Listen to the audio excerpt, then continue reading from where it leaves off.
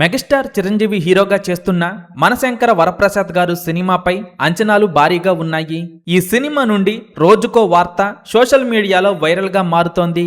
Latest గా వస్తున్న వార్తల ప్రకారం సాయి పల్లవి ఈ సినిమాలో ఒక స్పెషల్ రోల్ చేశారని అంటున్నారు. ప్రస్తుతం సోషల్ మీడియాలో వస్తున్న ఈ వార్తల్లో ఎంతవరకు నిజముందో తెలియదు, కానీ అదే కనుక నిజమైతే మనశంకర వరప్రసాద్ గారు సినిమాపై ఇప్పటి వరకు ఉన్న అంచనాలు మరో రేంజ్ కు వెళ్లటం ఖాయం. మనశంకర వరప్రసాద్ గారు సినిమా ఇప్పటికే సెన్సార్ పనులు పూర్తి చేసుకుంది.